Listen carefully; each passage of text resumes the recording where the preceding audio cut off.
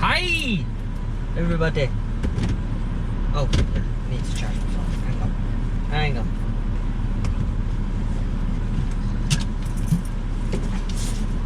I'll be ready in a minute.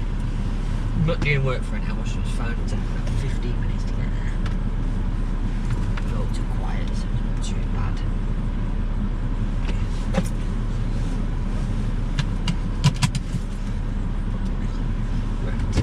Hi. How are we? Right. Now, I've done the lowdown for the Patreon on the Christmas day in text form. And I thought I was going to do a video to go with it and upload it yesterday, but I got distracted on the way to work. And then I got distracted on the way back from work from actually making the video. I could have made it in work because I had enough time on one of the bits to do it. However, I left the GoPro in the car, so it didn't get done. So that was Boxing Day. Today is the 27th.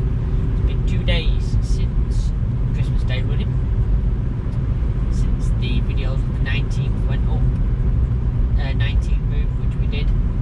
I did have a few other bits and bobs, but I've not uploaded them. I might upload the full uncut footage for people, but you know, you got the main of it there.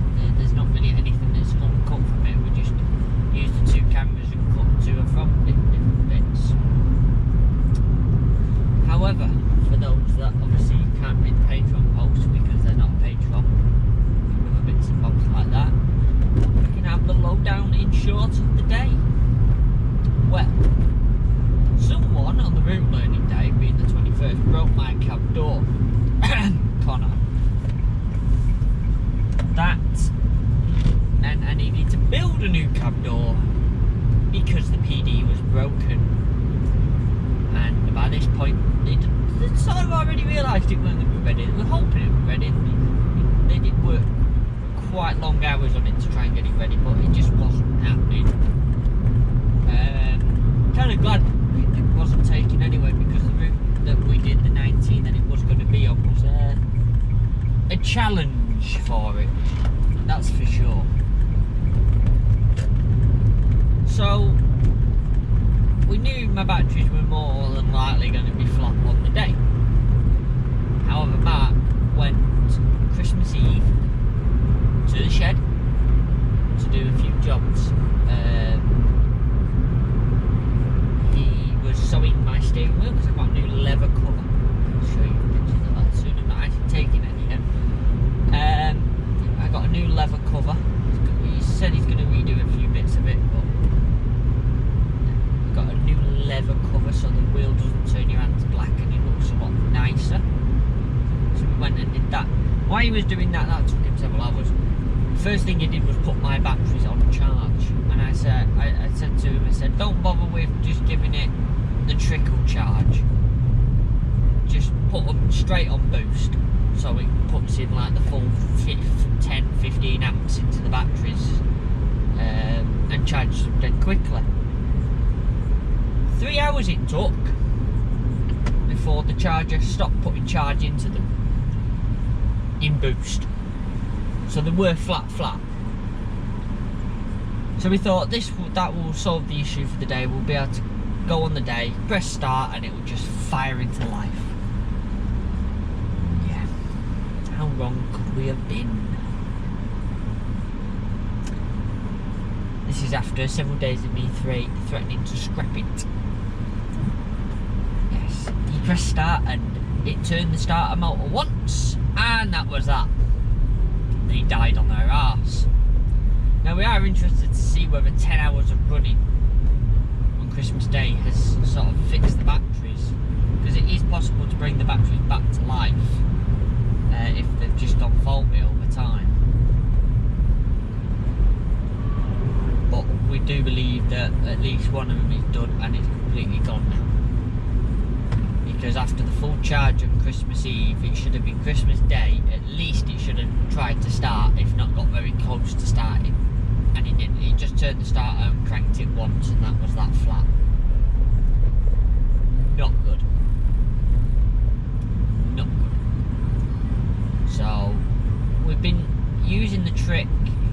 knew something was up, but we've been using the trick of just putting the charger on boost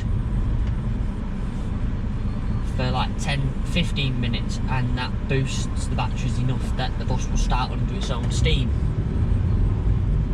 However, we tried that trick and yeah, it just coughed again. A lot of it will have to do with it was cold, but it just coughed. There wasn't enough in the batteries to power it up itself. Unfortunately, at the shed, the boost batteries are dud as well at the moment. I'm trying to get some new ones for that. But so they were out of the question. So Mark very kindly brought his special guest. We should have got pictures of it and video of it, but we didn't. He brought his special guest on 374 out to drive across the shed because his batteries are in the right place and jumpstart mine from his batteries and power source. And as normal, as soon as we connected it, press start, it fired into life from the second crank. So we know the starter's not faulted, we know the alternator's not faulted because the alternator gives enough charge into the batteries. It supplies 28 volts quite happily into the batteries, and if you do turn it off, you can turn it back on quickly.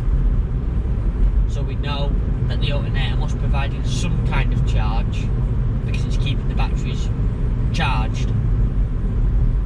And if the alternator wasn't working correctly, we wouldn't be able to have all the lights on like we did Christmas Day. We had full beam on at one point, destes, interiors, heaters going. So we know that it's charging. We're satisfied that the alternator is good. So new batteries are required. Unfortunately, these aren't cheap. Not cheap at all.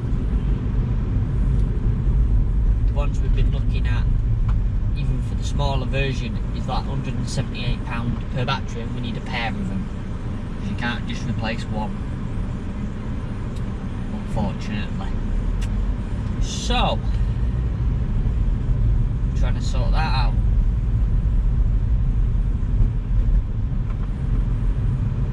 So if you are a battery supplier and would like to supply us with some batteries for some product placement and some shout outs in videos and links and stuff underneath the videos, give us a shout, mate, guys, and we'll happily work with you for a good price, because £360 is what we've got at the moment working out as batteries, and we have really squat at the moment. But if we know prices that we can work towards, and we can work towards getting that money together, come on boss, and that will enable us back on the road, because at the moment the bus is technically at VO hard. I mean, once it's started, as long as you don't shut it off, it will run and run and run, as we proved Christmas Day, because it, like I say, 7:30 it started and 5 o'clock it got turned off.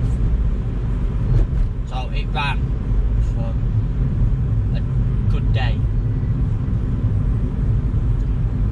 Other minor issues that array themselves during the day, always happens when you have a running day, is the right indicator. I presume water's got into it somewhere because it's not really working properly. It flashes, but when the bibber stops in the cab or starts going funny, it means there's not enough current draw, or there's too much current draw on the circuit for it to work out.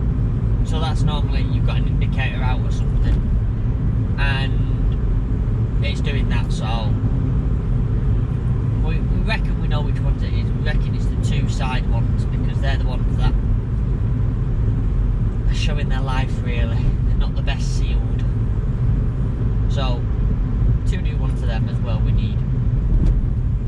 Other than that, we are satisfied that the bus will make Scotland, because after 10 hours of running and about 5 of them being absolutely thrashed up and down hills, we're quite satisfied it will make Scotland running. However, we do need to fix before we even now think about the Scotland trip again. indicators and then batteries, because once we're out in Scotland there's going to be no one to boost us. So if they go flat, they're flat, and then we have to try and find a bus company willing to come boost us.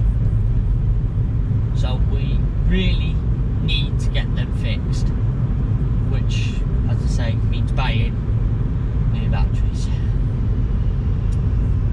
at between £178 and £219 for cheap ones. So, yeah, it's expensive. So that was the day, but other than that, she behaved very well. Me and Mark took it in turns to drive and conduct. It was a good day. Didn't make the running costs of the vehicle. Well, we did and didn't. It's a complicated story, that one, because the fuel was donated to us by a member of TDTT who was going to take their bus, but couldn't take their bus because their bus is broken. It's not the BD, it was another Dart. Their bus is broken, so they donated their fuel money to me so I could run, rather than the bus sit there all day. And then we were donated very generously from the passengers that we were carrying about, £30, and we took quite a trip, so that wasn't too bad. Roughly about £30. So not too bad really, all in all.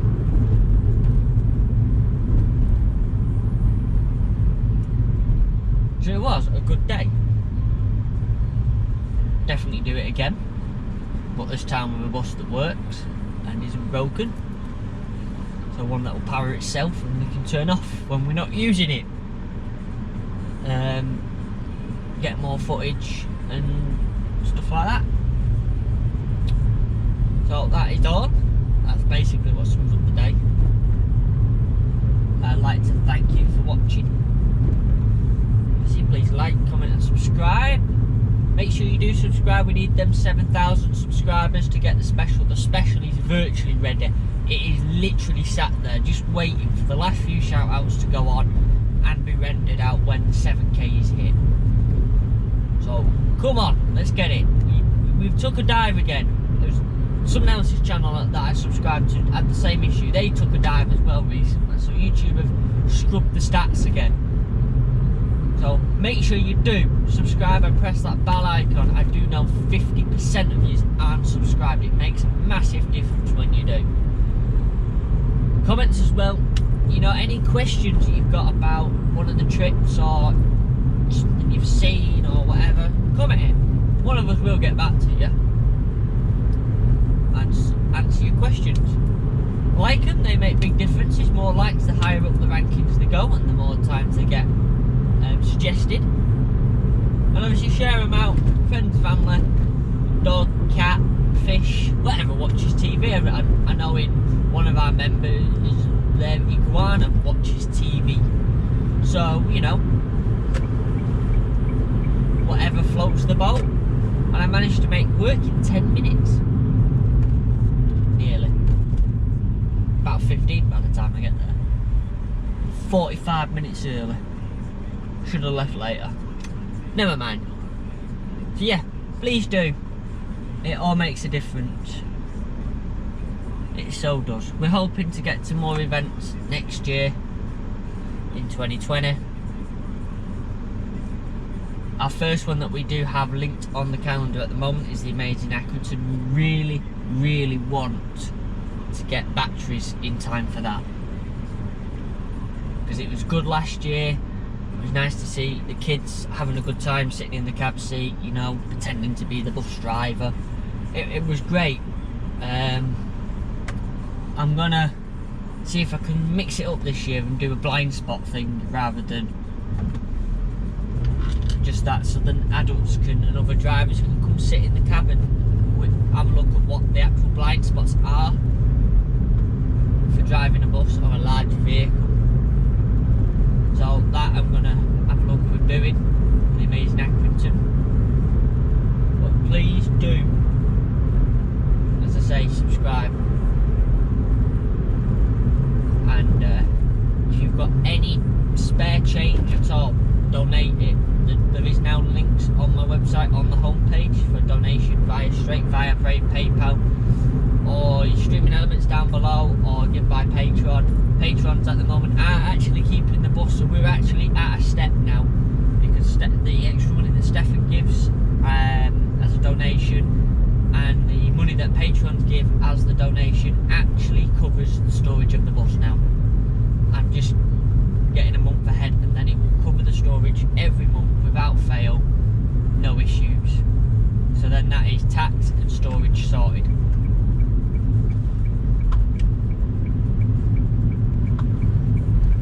So yeah, any spare change, even if it's a £5, a tenner, anything you've got, please do donate it.